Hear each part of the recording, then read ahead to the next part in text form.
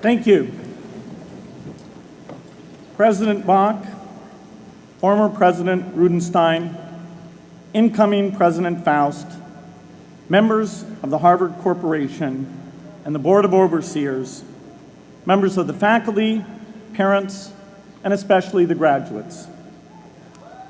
I've been waiting more than 30 years to say this. Dad, I always told you I'd come back and get my degree.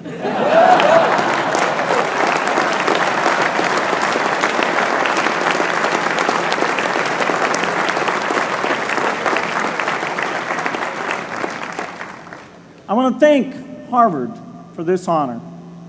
I'll be changing my job next year, and it will be nice to finally have a college degree on my resume.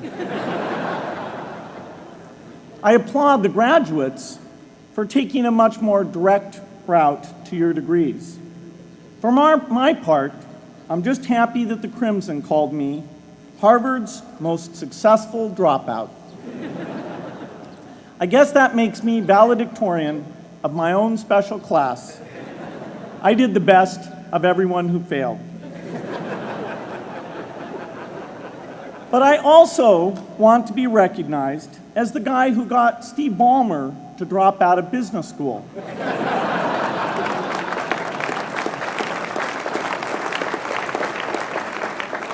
I'm a bad influence. That's why I was invited to speak at your graduation. If I'd spoken at your orientation, fewer of you might be here today.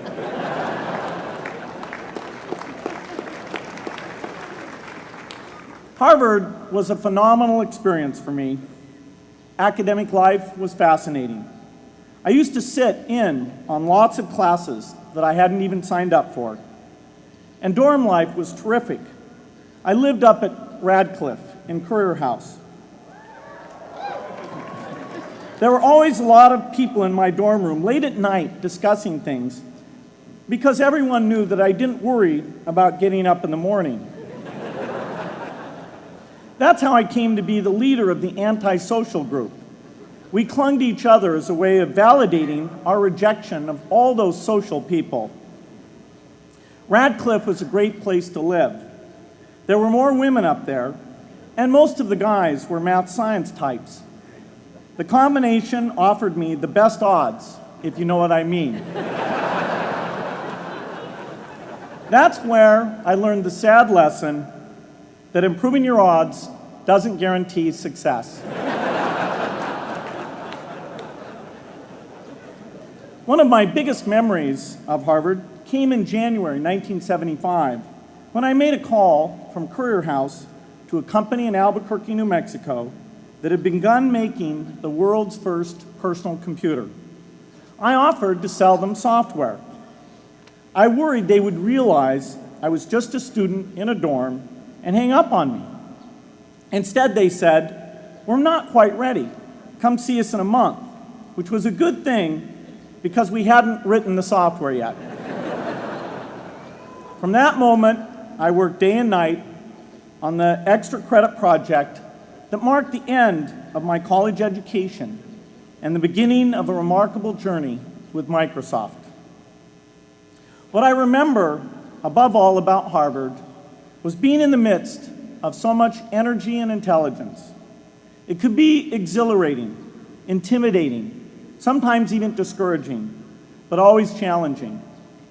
It was an amazing privilege, and though I left early, I was transformed by my years at Harvard, the friendships I made, and the ideas I worked on. But taking a serious look back, I do have one big regret. I left Harvard with no real awareness of the awful inequities in the world, the appalling disparities of health and wealth and opportunity that condemn millions of people to lives of despair. I learned a lot here at Harvard about new ideas in economics and politics. I got great exposure to the advances being made in the sciences. But humanity's greatest advances are not in its discoveries, but in how those discoveries are applied to reduce inequity.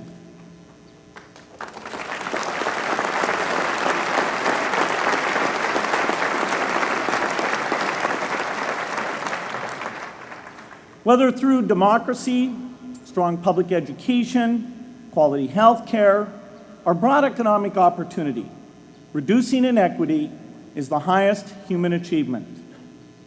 I left campus knowing little about the millions of young people cheated out of educational opportunities here in this country. And I knew nothing about the millions of people living in unspeakable poverty and disease in developing countries. It took me decades to find out. You graduates came to Harvard at a different time. You know more about the world's inequities than the classes that came before. In your years here, I hope you've had a chance to think about how, in this age of accelerating technology, we can finally take on these inequities and we can solve them. Imagine, just for the sake of discussion, that you had a few hours a week and a few dollars a month to donate to a cause. And you wanted to spend that time and money where it would have the greatest impact in saving and improving lives. Where would you spend it? For Melinda and I, the challenge is the same. How can we do the most good for the greatest number with the resources we have? During our discussions on this question, Melinda and I read an article about the millions of children who are dying every year in poor countries from diseases that we had long ago made harmless in this country: measles, malaria, pneumonia, hepatitis B, yellow fever. One disease that I had never heard of, rotavirus, was killing 500,000 children each year, none of them in the United States. We were shocked. We had assumed that if millions of children were dying and they could be saved, the world would make it a priority to discover and deliver the medicines to save them. But it did not. For under $1, there were interventions that could save lives that just weren't being delivered. If you believe that every life has equal value, it's revolting to learn that some lives are seen as worth saving and others are not. We said to ourselves, this can't be true, but if it is true, it deserves to be the priority of our giving. So we began our work in the same way anyone here would begin it. We asked, how could the world let these children die? The answer is simple and harsh. The market did not reward saving the lives of these children, and governments did not subsidize it. So the children died because their mothers and fathers had no power in the market and no voice in the system. But you and I have both. We can make market forces work better for the poor if we can develop a more creative capitalism. If we can stretch the reach of market forces so that more people can make a profit, or at least earn a living, serving people who are suffering from the great inequities. We can also press governments around the world to spend taxpayer money in ways that better reflect the values of the people who pay the taxes. If we can find approaches that meet the needs of the poor in ways that generate profits for business and votes for politicians, we will have found a sustainable way to reduce inequity in the world. Now, this task is open-ended. It can never be finished. But a conscious effort to answer this challenge can change the world. I'm optimistic that we can do this. But I talk to skeptics who claim there is no hope. They say, inequity has been with us since the beginning and will be with us until the end, because people just don't care. I completely disagree. I believe we have more caring than we know what to do with. All of us here in this yard, at one time or another, have seen human tragedies that broke our heart, and yet we did nothing, not because we didn't care, but because we didn't know what to do. If we had known how to help, we would have acted. The barrier to change is not too little caring. It is too much complexity. To turn caring into action, we need to see a problem, see a solution, and see the impact. But complexity blocks all three steps. Even with the advent of the internet and 24-hour news, it is still a complex enterprise to get people to truly see the problems. When an airplane crashes, officials immediately call a press conference. They promise to investigate, determine the cause, and prevent similar crashes in the future. But if the officials were brutally honest, they would say, of all the people in the world who died today from preventable causes, 0.5% were on this plane. We're determined to do everything possible to solve the problem that took the lives of the 0.5%. The problem is not just the plane crash, but the millions of preventable deaths. We don't read much about these deaths. The media covers what's new, and millions of people dying is nothing new. So it stays in the background where it's easy to ignore. But even when we do see it or read about it, it's difficult to keep our eyes on the problem. It's difficult to look at suffering if the situation is so complex that we don't know how to help. And so we look away. If we can really see a problem, which is the first step, we come to the second step, cutting through the complexity to find a solution. Finding solutions is essential if we want to make the most of our caring. If we have clear and proven answers, anytime an organization or individual asks, "How can I help?" then we can get action, and we can make sure that none of the caring in the world is wasted. But complexity makes it hard to mark a path of action for everyone who cares, and makes it hard for their caring to matter. Cutting through complexity to find solutions runs through 4 predictable stages: determine a goal, find the highest impact approach, deliver the technology ideal for that approach, and in the meantime, use the best application of technology you already have, whether it's something sophisticated like a new drug or something simple like a bed net. The AIDS epidemic offers an example. The broad goal, of course, is to end the disease. The highest leverage approach is prevention. The ideal technology would be a vaccine that gives lifelong immunity with a single dose. So governments, drug companies, and foundations are funding vaccine research. But their work is likely to take more than a decade. So in the meantime, we have to work with what we have in hand, and the best prevention approach we have now is getting people to avoid risky behavior. Pursuing that goal starts the 4-step cycle again. This is the pattern. The crucial thing is to never stop thinking and working, and never do what we did with malaria and tuberculosis in the 20th century, which is to surrender to complexity and quit.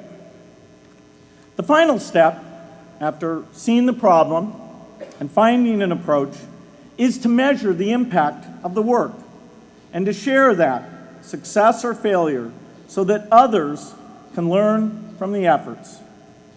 You have to have the statistics, of course. You have to be able to show, for example, that a program is vaccinating millions more children. You have to be able to show, for example, a decline in the number of children dying from the diseases. This is essential not just to improve the program, but also to help draw more investment from business and government. But if you want to inspire people to participate, you have to show more than numbers. You have to convey the human impact of the work so people can feel what saving a life means to the families affected. I remember going to the World Economic Forum some years back and sitting on a global health panel that was discussing ways to save millions of lives.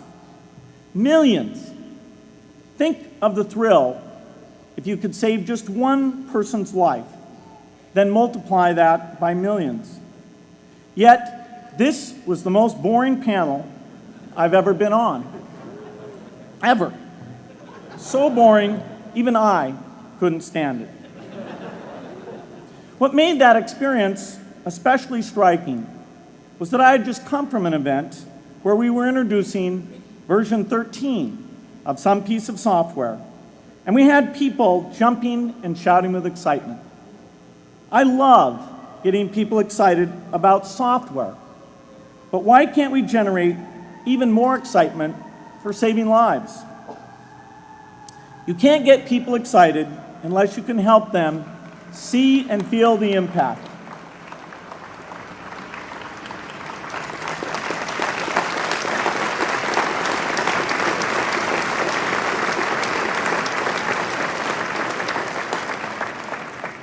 The way to do that is another complex question. Still, I'm optimistic. Yes, inequity has been with us forever, but the new tools we have to cut through complexity have not been with us forever. They are new. They can help us make the most of our caring, and that's why the future can be different from the past. The defining and ongoing innovations of this age, biotechnology, the personal computer, and the internet, give us a chance we've never had before to end extreme poverty and end death from preventable disease. 60 years ago, George Marshall came to this commencement, and he announced a plan to assist the nations of post-war Europe. He said, I quote, "I think one difficulty is that the problem is one of such enormous complexity that the very mass of facts presented to the public by press and radio make it exceedingly difficult for the man in the street to reach a clear appraisement of the situation. It is virtually impossible at this distance to grasp at all the real significance of the situation." 30 years after Marshall made his address, which was 30 years ago, as my class graduated without me, technology was emerging that would make the world smaller, more open, more visible, less distant. The emergence of low-cost personal computers gave rise to a powerful network that has transformed opportunities for learning and communicating. The magical thing about this network is not just that it collapses distance and makes everyone your neighbor. It also dramatically increases the number of brilliant minds we can bring in to work together on the same problem. And it scales up the rate of potential innovation to a staggering degree. At the same time, for every person who has access to this technology, 5 people don't. That means many creative minds are left out of this discussion. Smart people with practical intelligence and relevant experience who don't have the technology to hone their talents or contribute their ideas to the world. We need as many people as possible to gain access to this technology because these advances are triggering a revolution in what human beings can do for one another. They are making it possible, not just for national governments, but for universities, corporations, small organizations, and even individuals to see problems, see approaches, and measure the impact of their efforts to address the hunger, poverty, and desperation George Marshall spoke of 60 years ago. Members of the Harvard family, here in the yard is one of the great collections of intellectual talent in the world. For what purpose? There is no question that the faculty, the alumni, the students, and the benefactors of Harvard have used their power to improve the lives of people here and around the world. But can we do more? Can Harvard dedicate its intellect to improving the lives of people who will never even hear its name? Let me make a request of the deans and the professors, the intellectual leaders here at Harvard. As you hire new faculty, award tenure, review curriculum, and determine degree requirements, please ask yourself, should our best minds be more dedicated to solving our biggest problems? Should Harvard encourage its faculty to take on the world's worst inequities?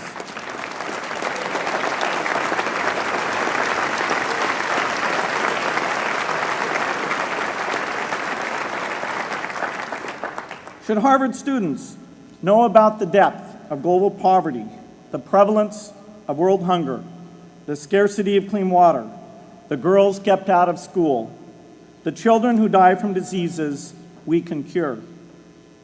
Should the world's most privileged learn about the lives of the world's least privileged? These are not rhetorical questions.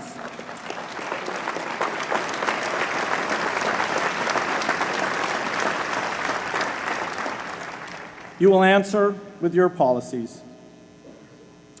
My mother, who was filled with pride the day I was admitted here, never stopped pressing me to do more for others.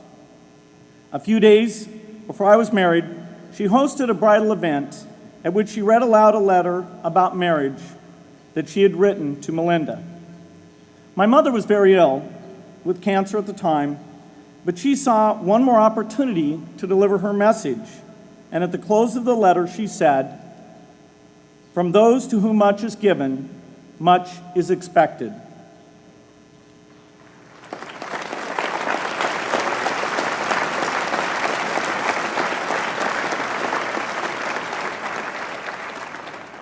When you consider what those of us here in this yard have been given in talent, privilege, and opportunity, there is almost no limit to what the world has a right to expect from us. In line with the promise of this age, I want to exhort each of the graduates here to take on an issue, a complex problem, a deep inequity, and become a specialist on it. If you make it the focus of your career, that would be phenomenal. But you don't have to do that to make an impact. For a few hours every week, you can use the growing power of the internet to get informed, find others with the same interests, see the barriers, and find ways to cut through them. Don't let complexity stop you.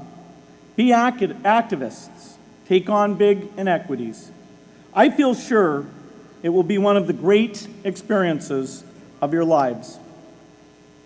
You graduates are coming of age in an amazing time. As you leave Harvard, you have technology that members of my class never had. You have awareness of global inequity, which we did not have. And with that awareness, you likely also have an informed conscience that will torment you if you abandon these people whose lives you could change with modest effort. You have more than we had. You must start sooner and carry on longer. And I hope you will come back here to Harvard 30 years from now and reflect on what you have done with your talent and your energy.